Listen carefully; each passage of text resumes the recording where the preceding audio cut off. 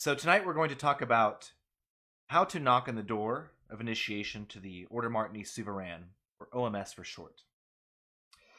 Specifically, we're going to review the Threshold of Initiation PDF, the various public documents, the OMS website, show you our Facebook, our YouTube, things like that. You might be familiar with some of those things. We're going to glaze over those really quickly for those who might not be familiar with that. If you're finding us on YouTube, you want to make sure you check out our Facebook. If you're finding us on Facebook, you want to make sure you find us on our YouTube. Okay? And so I'm going to minimize this. We're going to get into this as the main meat, this Threshold of Initiation document. The basic website of the OMS, some people might find us through here through Google searches, martinism.net. So it gives you some basic information. Grand Chancellor at martinism.net. That is a key email to contact through. Okay? You can click there, apply. That goes right to a membership page. This is all the stuff we're going to go over today. The Threshold of Initiation, information for the aspirant. If you don't have this document, go to martinism.net, click that, and download that PDF right now. Okay? It also suggests you to go to the OMS YouTube, which is right here. I might have some extra playlists you don't have if you're not a member. But we're specifically going to talk about the Introduction to Martinism lectures and the Introduction to Esotericism lectures. We also suggest that you visit our Facebook, which is martinism.net, martinism.net. We are very active on Facebook these days. It's become a great way for us to communicate with the esoteric community in general, and we're finding that it's been very fruitful for us. We also have a new private Facebook group called Martinism Aspirants to OMS. We first started this as an open public group, Martinism Traditional and Progressive, but after talking to the individuals and doing a poll that were in that group, the vast majority, literally like 99% of people, wanted to become a private group just for those who are going through the 3-month operation, going through the operation we're going to talk about tonight, in order to be able to share more private things, be a little more open, and not have to worry about all their friends and coworkers seeing the weird magical stuff they're doing. So that is fully private now. The website also has some nice pages about the OMS, short overview of Martinism, about the college, that is the College of the Inner Order, a little bit about the Grand Council. Happy Friday, y'all. And there's a great section on education and curriculum. This section has also been brought into our Threshold of Initiation these days. But in here, all your digital links we can't put in a printed book, obviously, right? So here you have your links to your various videos. There's also, and those include Introduction to Martinism, a 5-part series. That's a very old series. It was made on a computer, on a laptop, mic and camera, in the Austin Public Library, Austin History Center, with a lot of reverb and a bunch of people in the background. So they're not the best audio quality, but tons of great info. We're starting to redo those. Introduction to Esotericism. These are very basic but really loaded webinars on Kabbalah, astrology, tarot's coming up soon, etc., etc. Whatever you want, let's talk about it. Tell me, we'll do it. We're also going into, there's a series of the 10 lessons of Louis-Claude de Saint-Martin, and we've been releasing those bit by bit. There's now a link here where you can click that link. Let's see if it doesn't open it up in the pop-up. Fail. That's okay. You can buy this directly from the publisher. You can also get signed and stamped copies directly from me. Message either the OMS account or myself personally. And then the last thing is this link here, OMS Public Documents. It goes to a mega folder. And in this mega folder, you have all the things you need to begin your pre-associate operation. The stuff we're going to talk about specifically tonight. You have the Threshold of Initiation. You have the application in doc format so you can edit it. You have a spreadsheet that someone made that felt it helped them. Use it or don't. You don't have to do any of this. It's just a suggestion. You have a couple interviews and exposés on us from a third party, the Rosicrucian Tradition. Select prayers for spring 2020 that we put together for the COVID-19 pandemic. Prayers we felt were beneficial. You also have a link to an 8-foot a JPEG scalable to 8 feet to create your circle. You can, if you're out of country, out of America, and there's a better way in Thailand or a better way in Europe or Brazil to make that circle, there's your source file. We also have in our private group a link to buy a circle. We don't make any money off it. There's no upcharge. It's a circle. You can get as 8 foot large, so you have all the things you need to start this operation. You also have a folder full of general history documents about the Martinist tradition in general. Pretty much all of the publicly available English and French documents of San Martin, and then a series of Portuguese translations as well. So make sure you check out those folders if you have not done so already. Okay. Then there's recommended reading, etc., etc. A little clue, since you're on this webinar, there's a second book we've released that I didn't tell anyone about. We haven't made an announcement. But if you go to our link to buy the book on Lulu, and you click on there, you can see access to a paperback or a hardcover copy of our next Elo Cohen manuscripts that we're releasing. We released this as a PDF about a year ago.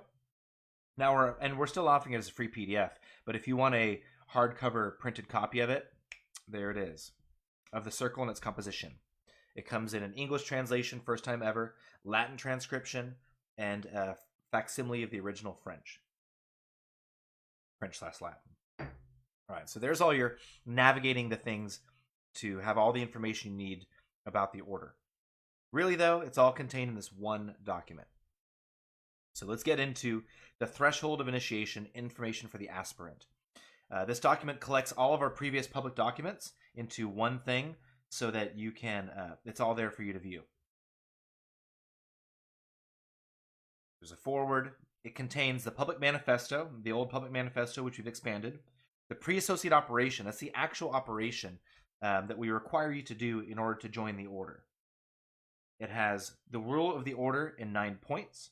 This comes from the 1782 Masonic Convent of Wilhelmsbad, authored by Jean-Baptiste Willermoz, the founder of the Rectified Scottish Rite and the CBCS, as well as the application for initiation.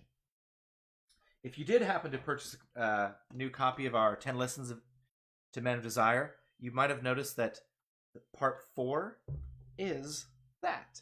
So you already have a printed copy of it. If not, you have a free PDF. You can print it out like I've done here, and 87 pages. There's your information. So there's some links in the digital version to go to the YouTube, go to the Facebook, like we talked about. We probably don't need to talk too much about the public manifesto because y'all can read, you can figure that out. And you've seen this in all of our other videos, what we are. But let's tell you anyways the key intentions of the OMS. When we founded this group in, unintentionally, the date, Friday, October 13th, 2012. We were a group of SIs and SIILs, free initiators. We had come through a very fantastic Martinist organization that brought us to exactly what we were looking for. The Stone of the Philosophers, the Arcana Arcanorum, what we call the Royal Secret. But this organization became plagued with some political issues, and because of that, we left on our own accord, and things just kept downward spiraling for that organization. But when we left, we came together with the original founders of said organization, and under their blessing, we received a cache of documents, digital, physical, just tons of materials that we had never seen before, ranging from the original Martinist Elo Cohen tradition to the CBCS to the Way of the Heart of Pappas to everything ever since. And our goal, we met together Friday, October 13th, 2012, in order to just come together as a round table, as equals, to study Martinism. We never intended to found an order. We came together to study the tradition, to print out and translate and work all these other versions of the initiations, of the curriculum, of the rituals that we'd never seen. And over several years, we went through every single one of those. We had a couple meetings a month. I am, being who I am, just went through everything and translated everything. And then, maybe a year later, 2 years later, Sweden wanted to join. They also wanted to leave earlier said organization and joined us. After that, so did Canada, then this one, then here, then there. All of a sudden we have an order, right? So when we first met, we created these 5 tenets. Martinism exists for the sole purpose of the transmission of the light, and is a vehicle for the gift of the royal secret, the stone of the philosophers, which dissolves and unites all mysteries of heaven and earth. Number 2, this gift, and that is what we're seeking to give you. That is the purpose, is to transmit that light, transmit gnosis, the knowledge, conversation, holy guardian angel, the royal secret, the stone of the philosophers, whatever you want to call it, that truth, capital T. This gift carries within it the rights and burden of self-sovereignty. The OMS will make sovereignty and truth the core of its initiations, rituals, doctrine, and the order, while staying true to the historical landmarks of Martinism.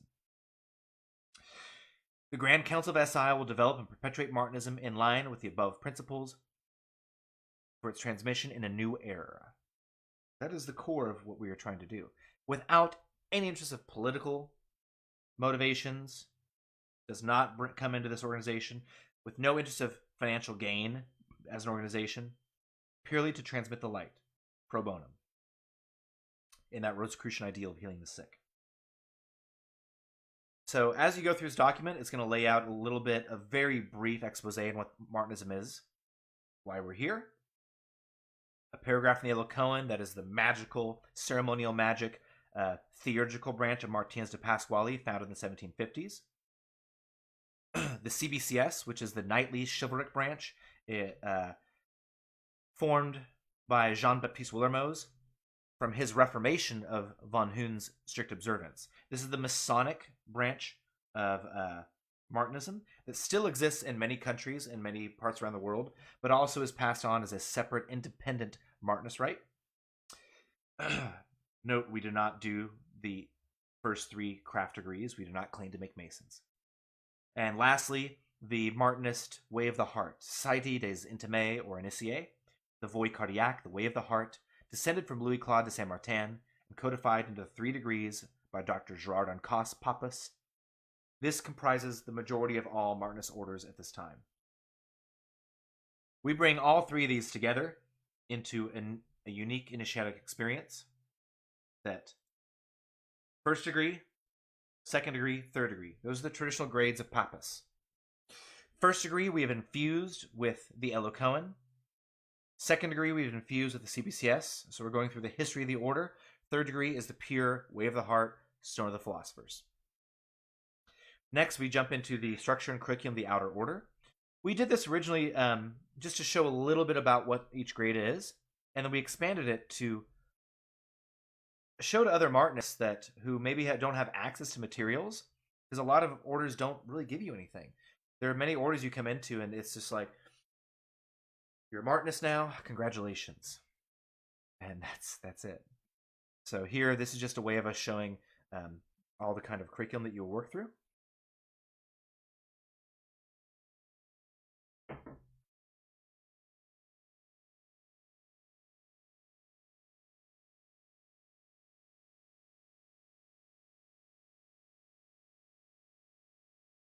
Second degree talks about how we bring in the CBCS current and prepare you for knightly, chivalric virtues, spiritual knighthood, and talks about the required 9-month magical operation, and that in order to proceed, you need to receive successful passes or visions or messages in order to pass on to the next grade.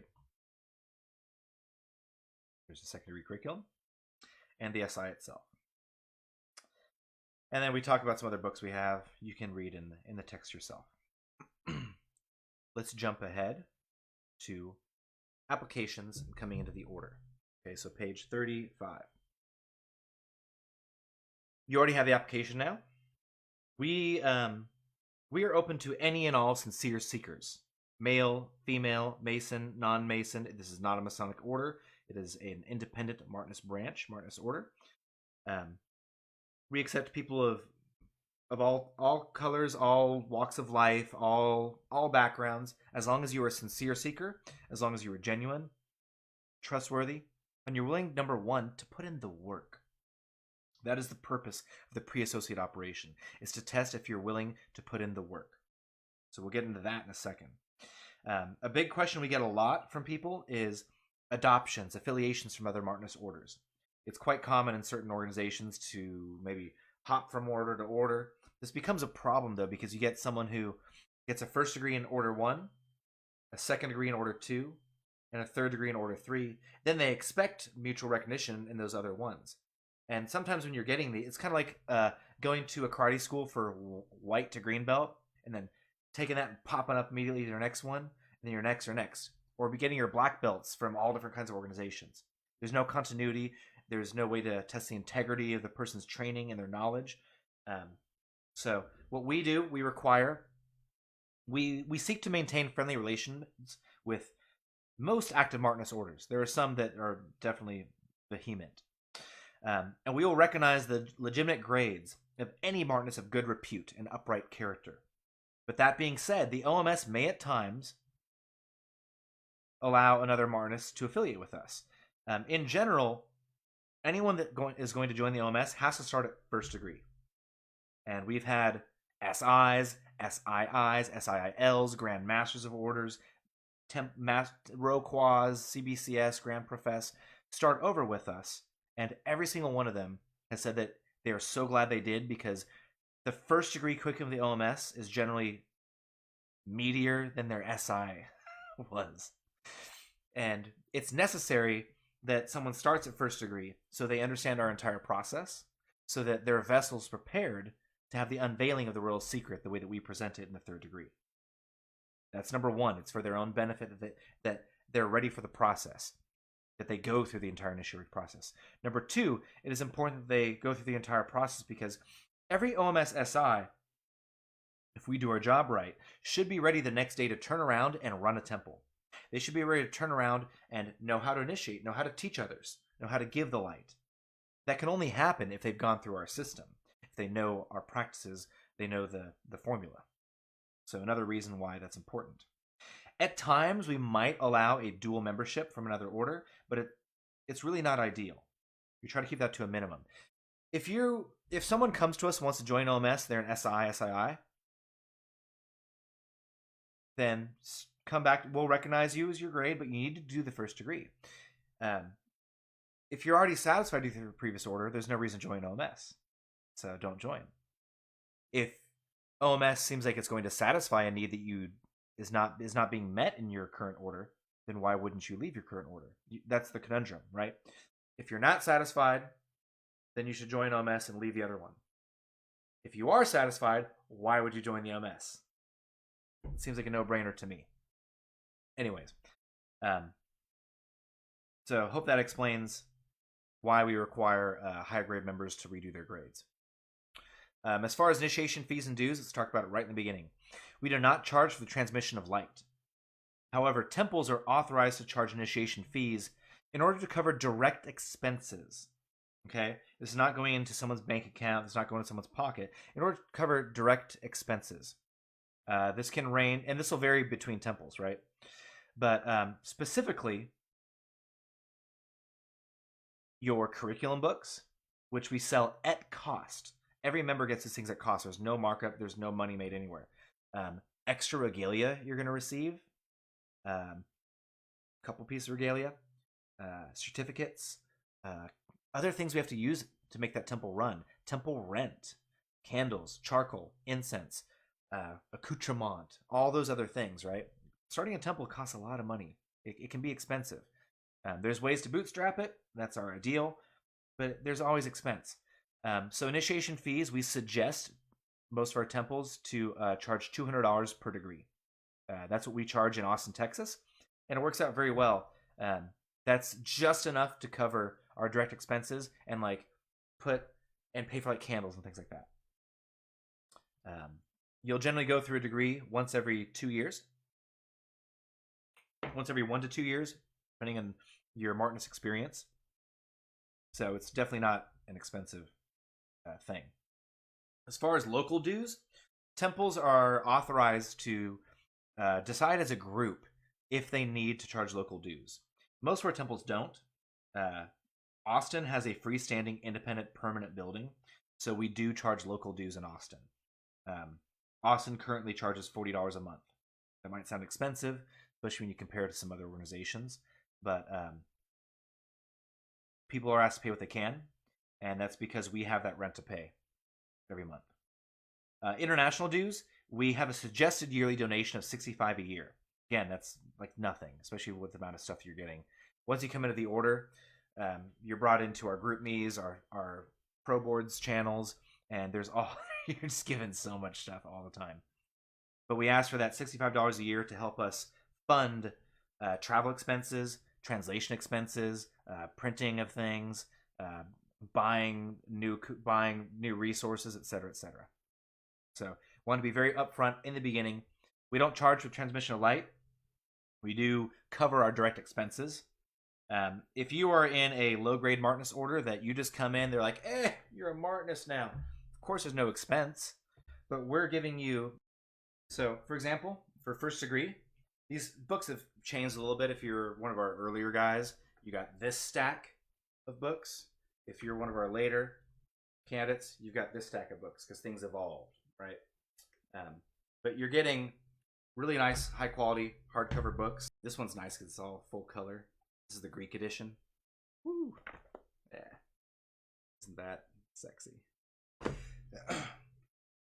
So, we have gotten some flack from other groups that we charge for those things. But what do you expect? Do you expect an initiator to pay for the books for everyone? Other groups might give out just PDFs because they're using the old ICES libbers. Most Martinus organizations don't have their own curriculum. They're just rehashing Papus and L'Initiation, ICES, Martinus tradition, etc., etc. The only reason people want to join OMS is because we have revolutionized our curriculum. We revolutionized our initiations, the way we work. And now we've built this immense international community and this support group through our international chats and things like that to really help people go through the process. That and our international gatherings are a lot of fun. So anyways, let's move on. We've got 11 temples now. If you live close to a temple, you should probably be initiated there. Some of these temples are more active than others, and that's natural because this is a charity organization. This is a volunteer organization. It depends on the individual's motivation, their time, their will, their drive, their health, right? As well as the availability of space around them, work environment, etc., etc. Austin is hyperactive, always has been, always will be. Some other groups are very quiet. Other ones are fledgling and beginning to grow. I believe these are direct. I think if you click on these go to the emails of those temples. So that helps. You can also email me directly. You can email the Grand Chancellor. Those are your best bets to get contact. If you don't live close to a temple, you can also be a distance member. And you can fly to the Mother Temple, Austin, Texas, receive initiation, and at home do your distance work with the support group we have. And definitely suggest that you come to our annual fall gatherings every September or October in Austin, Texas. They're on 200 acres of land and with a river running through it, old 1800s wooden cabins, and it's 4 days of magic and initiations. Lots of fraternity and barbecue. All right, so there's your preamble. What is the OMS? How does it come into? Etc., etc. Let's go into the actual operation. We require vetting before anyone even gets talked to, really. We get a lot of inquiries. The founders of the OMS have ran magical organizations for decades.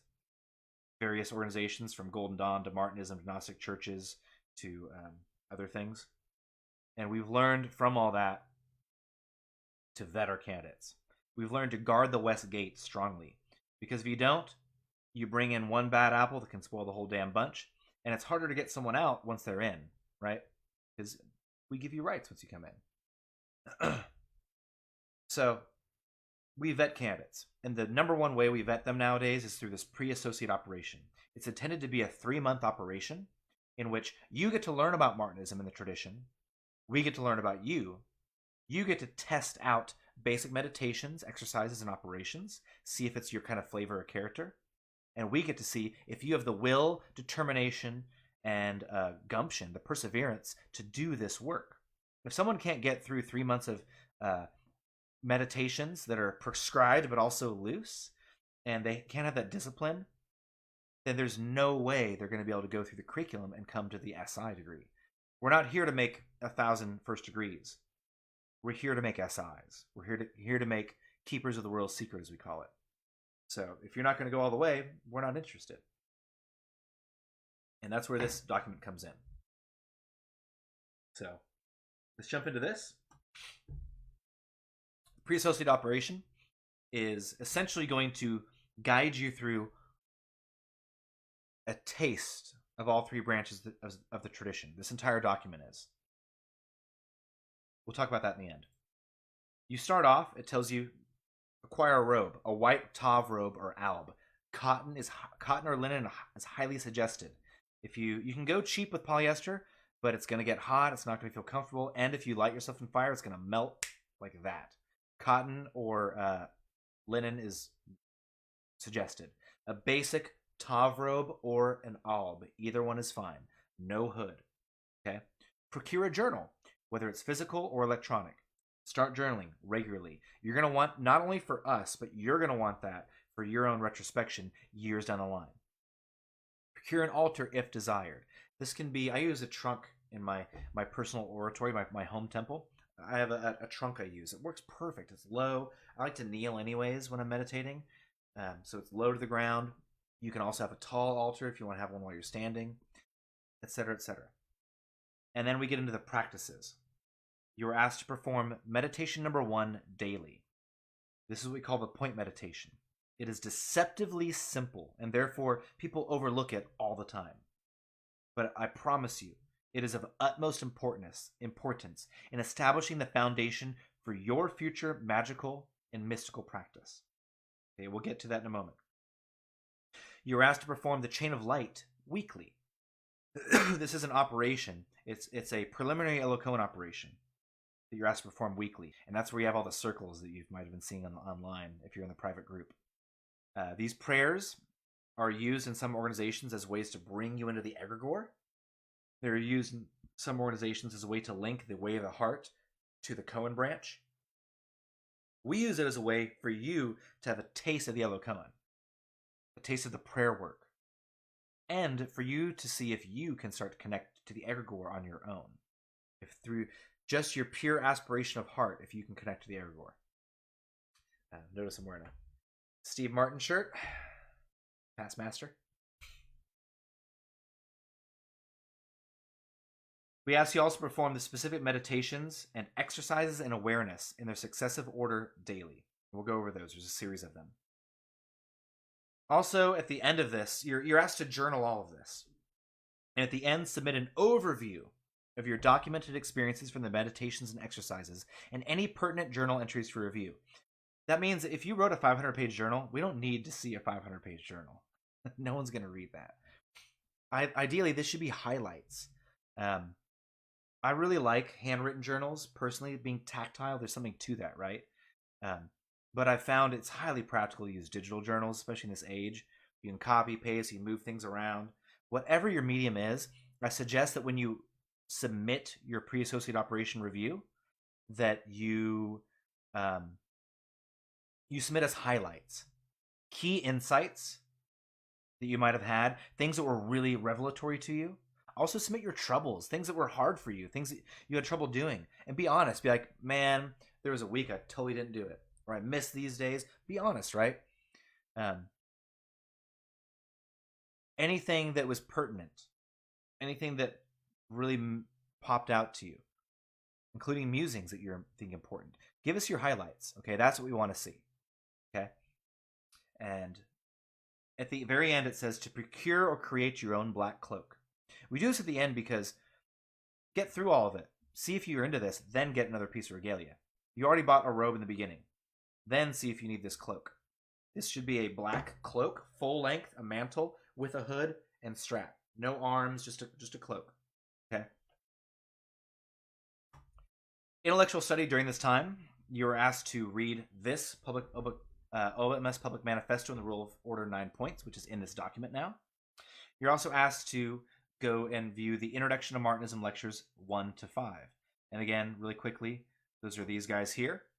And you'll notice now that we are expanding these, there's now 7 of them, because we're adding some 2020 versions in there. Check those out. They're loaded full of information. It'll answer most of your questions, I'm telling you. Also to read the life of Louis-Claude de Saint-Martin, the unknown philosopher, and the substance of his transcendental doctrine by A.E. Waite. It's A.E. Waite's best book, I promise you that. It's actually kind of readable. We give you a PDF facsimile of it. Hit me up if you need a link. I should put a link. I should embed that in there. We have a new good retypeset 2819 version that is better than a lot of those really bad Kessinger reprints that are out there. And then recommended literature study as well. Definitely recommend you read those. First thing, getting into the operation. We're at about 30 minutes now. The Fourfold Breath. It's also called box breathing in yoga. It doesn't have to be 4 counts. It can be whatever it is. The idea is you start learning how to do pranayama. Start learning how to breathe, how to focus your mind, slow your heart rate, focus your soul into what you're about to do. If you have experience in yoga, martial arts, other forms of meditation, this might sound very elementary to you, but just try it out. The idea is fourfold. In for 4, hold for 4, out for 4, exhale for 4. Okay, let's just do that real quick together. In. Hold. Out. Hold. Now use your diaphragm. In. Let your belly rise. Hold. Use your core, get all that old air out. Hold it empty. That's the essential idea. Let's do it again. In. Hold. Out. Hold. Whatever that is, you get into that practice. It can be faster, it can be slower. It doesn't have to be 4. Often, the idea is that you have a long, even inhale, an even hold, an even exhale, an even hold. As you develop your practice more advanced, for me, it's more like in for 4, in for 8, hold for 4, out for 8, hold for 4. You know, but things will shift and change. It's not about putting you in a box and telling you you must breathe this way. It's about teaching you how to start pranayama practice. Okay? So a question from could you just do pranayama if you know that? Yes, you can. We're not talking about breath of fire, though. Breath of fire is going to be an active, getting you jazzed up. This is meant to slow you down. What we're doing here, breath of fire can come in various ways, but not what we're doing here. This is here to slow the mind, slow the brain, slow your breath, slow your heart rate to focus in. Okay? Breath of fire focuses you in a different way, but it jacks you up and gets your endorphins running. Our goal is to actually shut everything down. Okay? We're coming into silence. So it's really kind of the opposite of breath of fire. I do recommend inhaling through the nostrils. If I'm clear, I have really bad allergies. That's why sometimes you hear me do that a lot in my videos. If you in through the nose, out through the nose is great. In through the nose, out through the mouth is fine too. See what works for you. Other practices such as in from 1, out from 1 are fine as well. We're not teaching any of that in this practice. That's more if you're into that and it works for you, that's totally fine. You can totally do alternate nostril breathing, what we call moon breath in the Golden Dawn. The point is you start to learn how to control your breath, how to slow your mind. That alone will turn on your parasympathetic nervous system. Okay, let's move on. Meditation number 1. Meditation number 1, the point meditation. I'm not going to read it to you. Essentially, You find your asana, your comfortable seated position. It can be in a chair. It can be lying down, but be careful, you might fall asleep. It can be kneeling. That's my preferred. I prefer to kneel with a cushion, a zafu. I have a really big zafu I use and sit in dragon or thunderbolt pose. Whatever that is. Cross-legged, chairs, whatever works for you. Find a comfortable position in which your back is straight. That's the most important thing. Back is straight, shoulders are down. If this is all new to you, check out my personal yoga videos, and that might help. You get into your breath. You wait until you're focused. And then we start to visualize a point, center of creation. We tell you a white point, it could be a black dot, it could be whatever. The point is a point. A center of consciousness. A symbol of samadhi in yoga. And your goal is to hold that point for 20 minutes to an hour. That's it. That's all. Okay, next lesson. Kidding. That's all you're asked to do. Doing this can cause immense mental strain. It can be extremely tough mentally, emotionally. It can do all kinds of things to people. The point is, though, it's going to teach you how to restrict and focus your attention into one thing. And once you learn how to do that with a point, you can do it with anything. So it's going to apply in all of your future practices. Eyes closed. I mean, if you can do eyes open, that's interesting too. But eyes closed. This comes, one of the inspirations of this is Vipassana. And the idea of the Vipassana is that your eyes closed and you're focusing your breath, depending where you are in the practice, either upon the tip of your nose or between your lips, right there. I don't know what this is called, but you know what I mean? Can't think of it right now. You're focusing your consciousness right there in that form. That might cross your eyes too, so it might not be comfortable. Whatever it is, you focus on a point in your consciousness in space. And you seek to eschew all other thoughts, emotions, feelings. All you are is your breath and this point. And if you do that's where the fourfold breath comes in handy. It's this very easy rise and fall. Once you get into it, you're not going to be counting forward. It's just going to be this natural, all on its own. It becomes unconscious, right? But it's deep, it's calm, it's elongated. And you go into this 30 days at first, but really you should do this all. It says 30 days first month. If through your first month of repeated practice you don't feel you've done it, keep doing it. In fact, it should be extended regardless of one's grade, as the ability to concentrate the mind is an invaluable tool. Do you believe this is possible for someone with aphantasia? Does this have to be a visualization exercise, or is mental focus the main aim? Aphantasia does not possess functioning mind's eye. Yeah, totally. The point isn't about a physical point. But I would bet you that the more you practice this kind of work, you will develop the mind's eye. I bet you can overcome that. I would not worry about it. The point here is not about visualizing necessarily. It's about the focus itself. So if it's like in the Golden Dawn, you're asked to visualize a pentagram. Everyone's like, there's a pentagram, but I don't see anything. It might take someone years to visualize that thing, right? The point is that you're starting to learn how to build up that imagination and how to focus your consciousness into this one point. You can also, some people have done, 30 minutes is a robust session. That's some awesome, that's some muscle work right there. You can also draw a dot on a wall or a piece of paper and tack it to a wall. If you're like, I can't do it, you tack it up and you can just sit there and stare at it. And then you might find after enough time that when you close your eyes, there it is. That's the idea with the Golden Dawn's flashing color techniques that they use in their tattvas and their pentagrams and other things, is that when you're looking at a color and you look at it long enough and it's in its flashing colors, all of a sudden it'll flip. When you close your eyes, the other inverse color comes up. It's this really interesting phenomenon. You'll notice the point will do that too. So draw a point in the wall if you're having trouble doing this, okay? Let's move on. Exercises in awareness. These are not given in any like, do this on Monday, do this on Tuesday. You decide how you do this. And this gives you an example of how the OMS is always, you are the one controlling your magical operation. You are the one controlling your initiatory progress. It's up to you to take control of this and decide how much energy you're going to put into it, where you're at.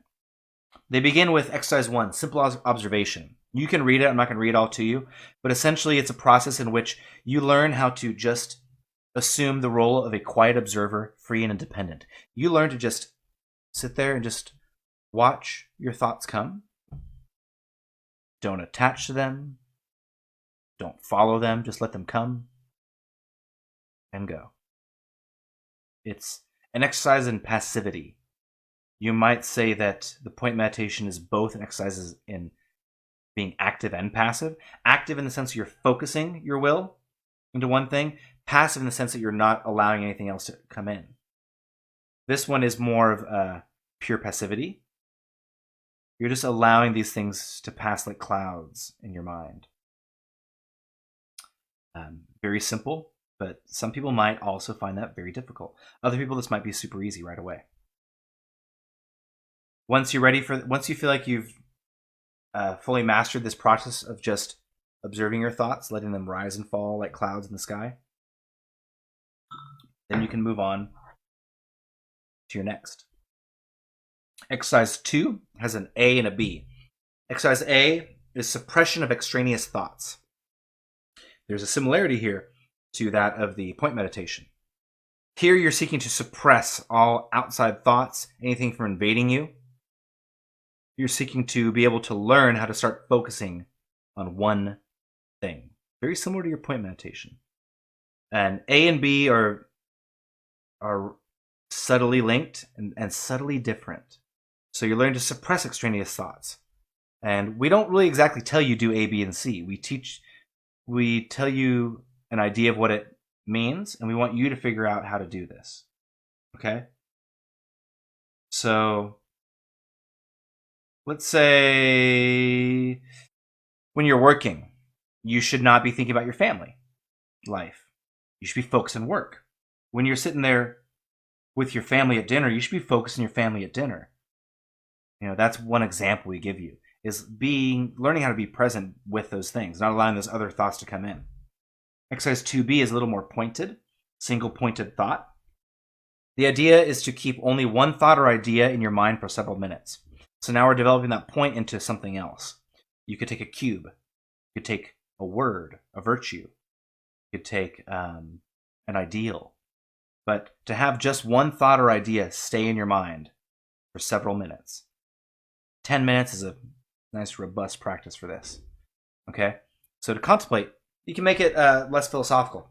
Apple. I'm just going to contemplate this apple for 5 minutes.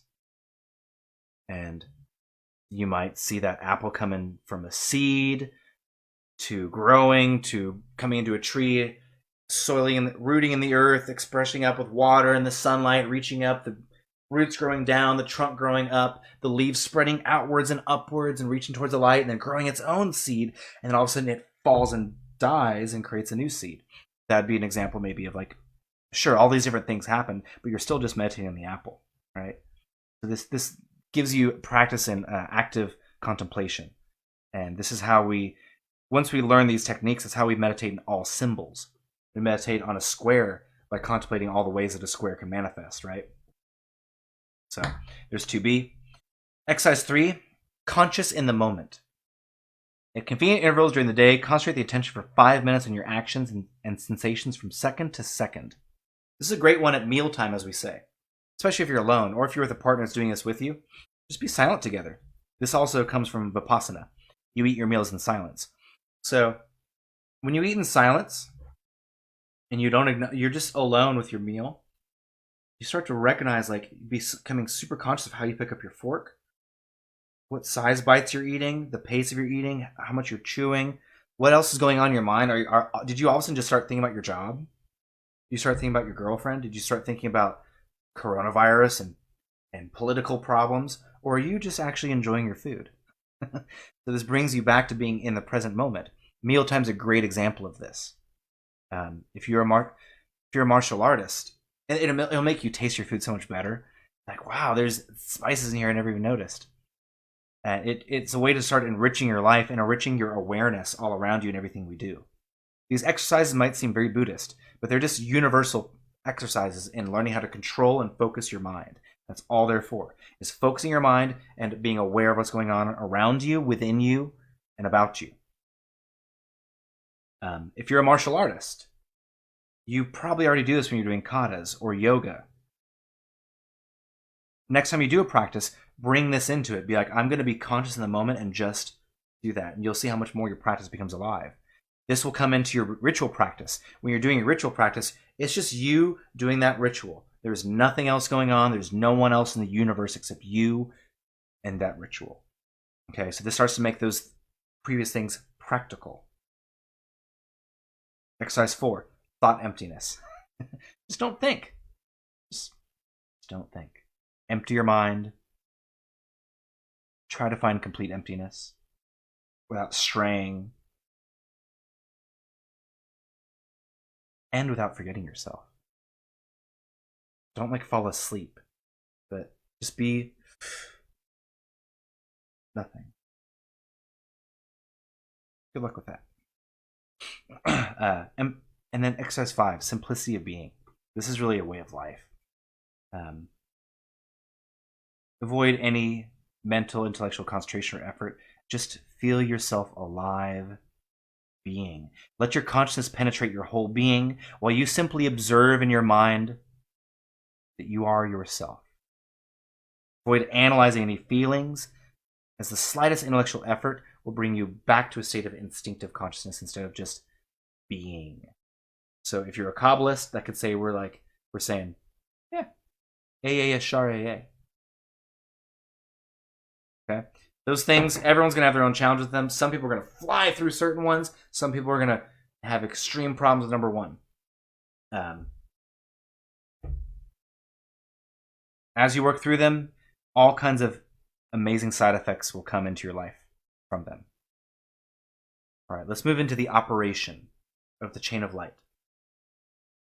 So the goal with the pre-associated operation, 3-month operation, is that you are doing the point meditation every day, 5, 10, 15, 20 minutes a day. That you are also putting a time, if not every day, regularly, to do whatever exercise you're on. You don't have to go into a temple to do this. You can be sitting out on your porch. You can just take a break at your desk and be like, just going to do whatever exercise I'm on. It doesn't have to be this separation from life. You can just do it. Okay? Same with the point meditation. It's nice if you sit down and do all these ritual things, but you can also just sit and do these. Okay? Do not let circumstance prevent you from doing what you say you want to do. Otherwise, you don't really want to do it, right? And those are just excuses. So the chain of light is a weekly operation that we suggest on a Friday night. You can do it whenever, but there's different nights that might have been suggested throughout history, depending on what grade you're in, what you're doing with it. We're using it as a very preliminary opening session. Okay? This will teach you some preliminary things that you will use in the future. It has elements such as the short office of the Holy Spirit, the prayer of the Eloquon, that's like an egregore prayer, the Misery Mei and De Profundis, which also come from Orthodox and Catholic traditions as well, monastic traditions. And they're also in the Brahman operation too. The Psalms are used heavily in this operation, as they are used in all Eloquon initiations and operations. Also in the operation of 22 divine names, which we're going to reveal to y'all in the public soon. We're going to give you some more stuff to do if you want to do things with us, as well as Shem operations. So the goal with this, you've got this circle, right? You see that circle there? Here's your magical circle. If you have an ability to create this, that's awesome. If you don't let it stop you from doing the meditation. You can still do this without the circles. The circles just start to get you into this vibe and ambiance of what is happening in the koan.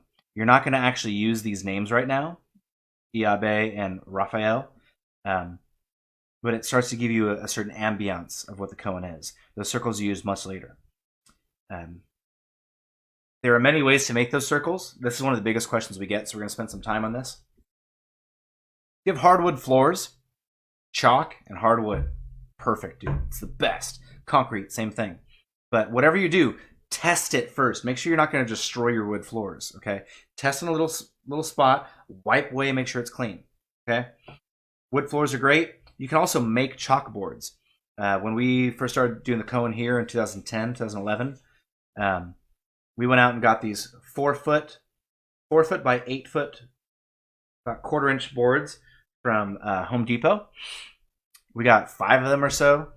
And we got enough to make a 12 by 12 magic circle. And we bought 2 buckets of chalkboard paint, did 2 coats of paint outside, let them dry. Boom, we have a 12-foot magic circle for group work or smaller ones for personal work. Problem with that is you have to have a place to store them. They all collapse. They can slide under a couch. They can slide behind a couch in a big garage. You know, there's ways to do that. If you're married, you might have some trouble with your wife letting you do that. That's one nice way. Benefits of both of those, you only need a piece of chalk after that to draw any circle whatsoever. The future ones I'm going to bring up, you can also use a string and like thumbtacks on the floor, or cordeliers, to make these circles. Let me show you some examples now.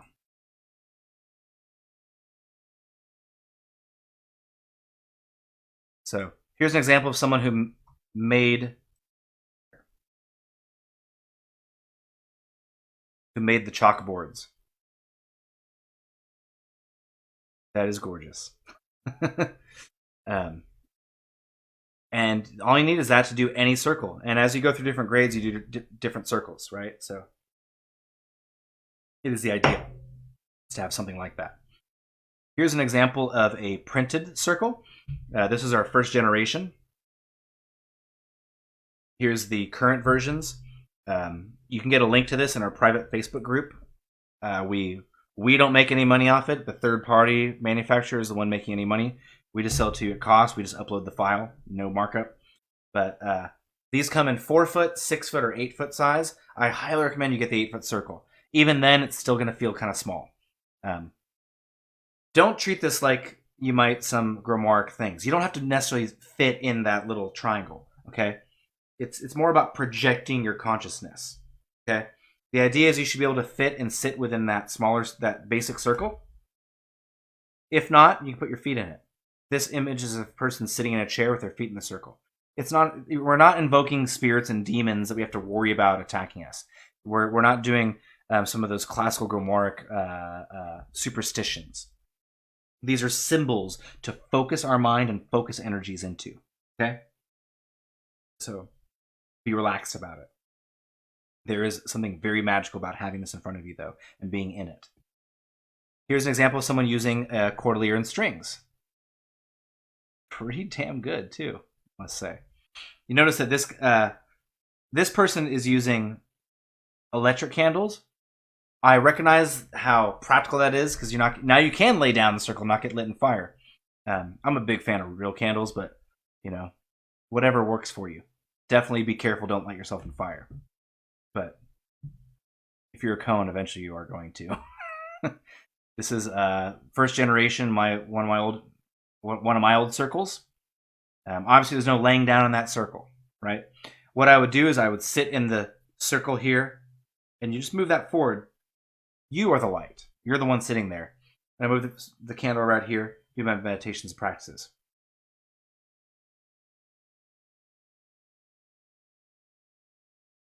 View from the west.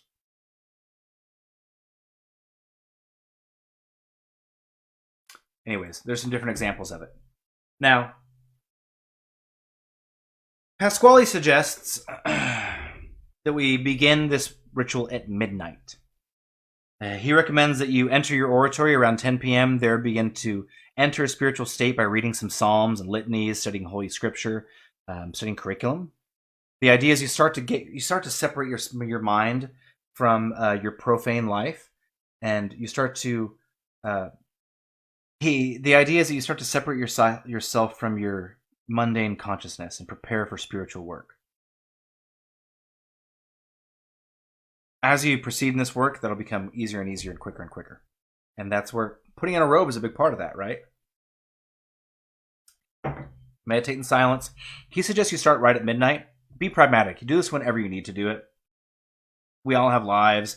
We're not rich aristocrats living in the 1700s that have nothing else to do but stay up all night doing magic, right? Do this when it's practical for you. But I do suggest that you try this at midnight too, okay? I really do suggest you try this at midnight because you might have a completely different experience than you do at 9 p.m. Cool. You might have a completely different experience. For example, I've been doing magic for so long, we've been doing these things for so long, we tend to get highly pragmatic. We were doing our winter solstice ceremony last winter. Not Christmas, actually, but we did Christmas Mass instead. And we did it at 9 p.m., had a really great ritual, and I was like, wow, the presence was awesome, blah, blah, blah, you know? But then at midnight, like this like knocking started happening in the temple. We're like, what is that? And you go in there, it's just like ice cold chills, and like some really weird stuff started happening. I saw a couple figures. Some really weird stuff happened. So I think there is something to the midnight. I think there is something to these practices, that they are not actually just superstition. And yeah, try them in different moon phases. This is where it's important to journal. In your journal, I recommend you have date, time, astrological readings. So sun in, what are we? We're April 24th. So sun in Taurus. Hey, birthday's coming up. Moon in, moon phase. Those things will affect you. Maybe even the weather. Okay? Aleister Crowley has a great, there's a book, Aleister Crowley and the Practice of the Magical Diary by Wasserman. It's a great example of how to be maybe a little excessive, but it's a great example of a magical diary. Okay? So, ritual is pretty simple. Probably don't have to run you through this. Cool. Thank you for that tip. So, probably don't have to run you through this. It's pretty simple. You come in, you lay down with your forehead resting in your fists, one hand covering each eye. This is one way to do it. There are other ways, but we're going to show you this on video right now. You sit there and meditate just for a few minutes, 6 minutes. Stand up, light the candles in the quarter circle. Arrange them. You genuflect, that's on one knee, right knee in the quarter circle. Hands down, palms in a triangle, so the tips of your forefingers come together to form a right angle. You repeat the names. There are no names right now, that's what we say. Use Yeshua. You could also use Raphael, but let's use Yeshua. So you put your head down into it. Again, if you can't fit in that circle, you go and you just aspire towards it. In quacumque die Yeshua, invocavero te velociter exaudi me. 3 times. And, quote, then you ask God for the grace which you desire, namely, a sincere heart, truly contrite and humble. Make an inspired prayer, whether audibly or just a prayer of the heart. Make an inspired prayer for God to enter into you and you enter into the heart of God. As Saint Martin said, the only initiation which I preach with all my heart and soul is that in which we enter into the heart of God, and God enters into the heart of us, there to form an indissoluble marriage. So start making that prayer of the heart. Start to light that heart in fire, inflame thyself with prayer. You'll then rise, perform the short office of the Holy Spirit. And this is an invocation of the Holy Spirit and the 7 gifts of the Holy Spirit. Koan can be very wordy. Okay, I'll tell you that. The Eloquen's very wordy. Way of the Heart is less wordy. There's a lot of prayers. I mean, this is based on monasticism. It's based on Orthodox Roman Catholic mysticism. So there's a lot of prayers, a lot of psalms. And this lets you find out right away if you're into prayer or not. If you're not, it's okay. Maybe this isn't for you. You then kneel upon your right knee, genuflecting, face to the ground, face in the east.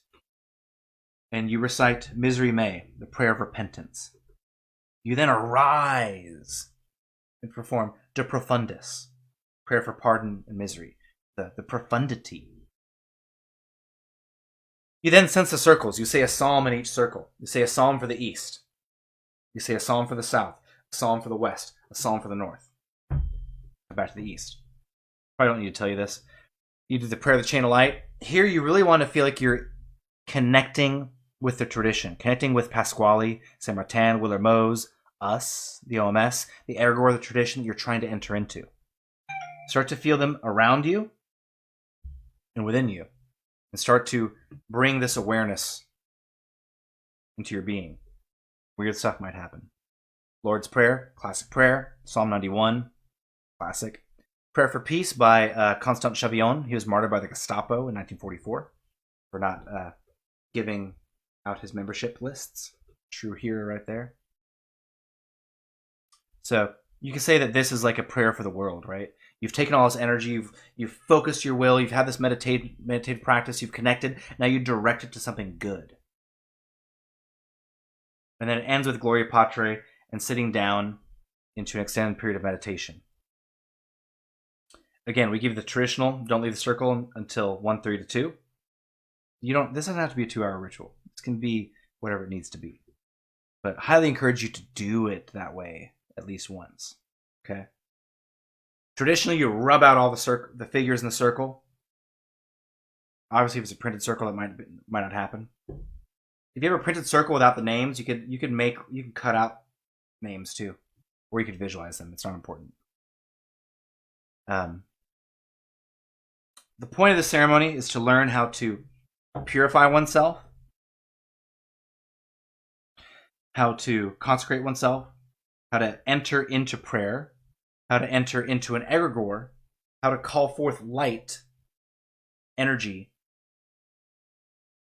give it to a good cause, the prayer for peace, and have communion. That's that meditation at the end.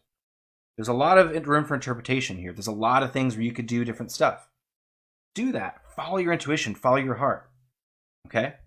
So here's a few suggested links on Regalia. You can use whatever you want, but a basic white Tav robe or white alb. Cotton or linen suggested. Polyester is inferior. If you're on a budget, you might need to do that. That's fine. Whatever works for you. I highly suggest cotton, though. And double check. Someone told me that Regalia World wasn't actually cotton. I didn't know that. I'm not them. I thought it said cotton. Maybe I was wrong. A black hooded cloak. Click these links. You'll figure it out. Azoth Art makes fantastic stuff. I get a large amount of my robes from Azoth Art out of Florida. They have really good quality stuff, and you're supporting good people. Tav robe, black hooded cloak. You don't need to use your cloak right now. That's only necessary for when you come into initiation. Now, the next document is a Masonic rule for the Reunited Rectified Lodge's uses, or the Rule of the Order of 9 Points by Willemos. French, though. And this is essentially a mystical outline of his goals and aspirations for his members of the Rectified Scottish Rite. It's a truly fantastic document. Take your time reading it. Don't blow through it. Take your time. Get to that. Application for initiation. It's quite an extensive application. We suggest you submit these digitally, just for the fact that we really don't check the P.O. box that often. Submit them digitally to grandmaster@martinism.net or Grand Chancellor, either way. And we give you the document, the doc, in the mega file. It's rather extensive. I get a lot of questions about this one right here on page 85. Are you now or have you ever been employed by / associated with any government or law enforcement agency, including the military? If so, please describe in full your employment / association. We get a lot of questions on that because I understand it's very easy to misunderstand why we're asking that. That's not meant for that we're going to discount or blackball anyone who is those. It's just a matter of transparency. Just for the fact that this is a secret society and that there have been at times in history, even 70 years ago, where secret police were hunting us down, right? The Gestapo. It's just there for transparency. We have several members of the OMS who have been involved in law enforcement and military in all levels, from local police department, municipal, to national organizations, to the intelligence community at large. So we're definitely not averse to any of those things. It's just letting us know what your background is. That's all it is. Okay. I hope that that's not taken the wrong way. The profane resume asks you to have a pretty detailed account of your life, and so does the esoteric resume. This is meant to be a chance for you to have true introspection, reflection, and maybe some illumination. This is meant to be challenging. Put your heart into this. Take your time with it. This can give you some really interesting insights into your life. You might see patterns. You might see things you didn't see before. Okay? This shall contain an outline of your spiritual life from your awakening to present, detailing major events. Like a lot of things we do, we like just give a sentence like, just focus for an hour and don't think. You know, easier said than done. But take your time with this. And you can submit this anytime. If you submit it early, it gives us a chance to start to get to know you earlier. But we're not going to do your interviews. After this is submitted together with the pre-associate operation, we will commence with at least 2 interviews. Those interviews will be just individuals getting to know you, give you a chance to ask us questions, them ask you questions, see if you're a good fit, see if we're a good fit. That's all there is to it, man. And the preliminary oath. Okay? Treat everyone with respect. Work hard. Be true. About it. Right? Be cool. There was a question. How many people are needed to open a temple? That can be flexible depending on the situation.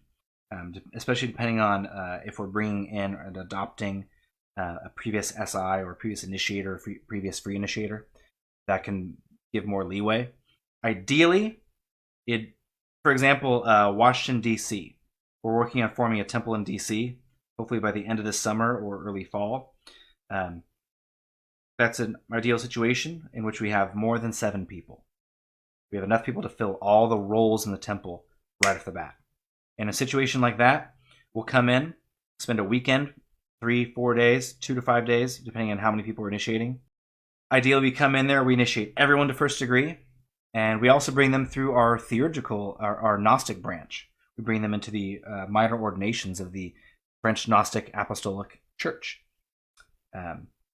We also have some time for some fraternization. We have some time for some classes. Maybe time for some group rituals, but at least like some fraternization. We have so many online resources, we don't really need to do the classes anymore because we can just, once you come into the member, we go, here's the secret links, and they get all these secret classes. But ideally, that's the situation. We come in, we initiate a whole group, and we appoint one person as temple master. And that temple master will be consecrated with the right to initiate to first degree only in a situation like that. And that's including if they're an SII. They can only initiate to the degree in OMS, they can only initiate to the degree that we've given them, right? Because our second degree, our first degree is so radically different than everyone else's. Our second degree is so radically different. Our third degree is so that we need to bring you through those. With that group would study together as a group and remotely with the rest of the order for the next 12 to 24 months. Highly encourage that they come and visit the International Fall Gathering every fall, every September, October in Austin, Texas. For $200, that covers room, organic food, barbecue, beer, and we spend 4 days just doing initiations of magic on 200 acres of beautiful land, longhorn cattle and everything. We come back, we elevate those who are ready to second degree. We upgrade that temple master to second degree. 2 years later, third degree, boom, that person's a full-fledged SI. They can initiate first, second degree. Third degrees all happen underneath the Grand Council. At this time, all third degree initiations happen in Austin, Texas, because we want to make sure we do it right. And we do those at our international gathering because it really is several days. We initiate you into a lot of things that day. It's not just SI. So, for example, this fall, our candidates will get SI on Friday night. They'll get some other secret Rosicrucian links on Saturday. Sunday, they will get ordained as priests. That way they can run their own congregations and do the ordain as minor back in their home temples. That's about all I really have for you. Again, this work is open to anyone and everyone of sincere heart who is seeking to understand the origin of their being. We didn't really get into that today because I figure if you're here, you already know what we're doing. But we're here for anyone who's seeking to understand the nature and relationship between God, man, universe. For anyone who seeks to know themselves. For anyone who feels like there's something more. You must be able to work within a Judeo-Christian background and framework and symbol set in order for this system to work, because it's based upon a Judeo-Kabbalistic Christian mystical background. That does not mean it's dogmatic in any way. We present you the teachings, the tradition. It's up to you to interpret what it means, and if they're literal or if they're figurative, allegorical. Okay? No one tells you what to believe. It is your job to interpret these things and make them living realities and symbols. You have questions, y'all know how to reach me. Reach us on the OMS Facebook. Email is good too.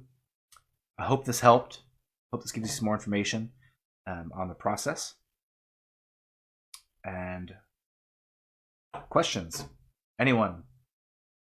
The floor is open. Thank you all for being here. I'm really floored at just how much things are taking off, man. Our humble little project. The Facebook group, I am extremely happy with this private Facebook group, and just the activity in there, and seeing you all with your circles is inspiring. That is super awesome. I love it. The private Facebook group is open to anyone who is aspiring to join the Ordre Martini Souverain. It's called Martinism, Aspirants to OMS. When you click to join, it asks a series of questions. If you don't answer questions, it's an automatic denial. It has to be someone who's looking to join the order, and we'll figure out how we cull that down in the future. Maybe after 6 months of inactivity with an individual, we remove them. I don't know. I haven't figured that out yet. It's a fledgling thing. We're going to have people come in there that are probably going to be hecklers here and there. We're taking your word if you say yes and that you're sincere. But that's okay. It's a growing pain. As those hecklers come up or as weird things happen, we'll deal with it. No big deal. I prefer openness in general. So here's the group. Martinism, Aspirants to OMS. All right, I'm going to end the stream and go make dinner with my lovely wife. Y'all have a beautiful night. I'll make a thread on here about what we want to talk about next time. We'll go from there. Peace be with y'all.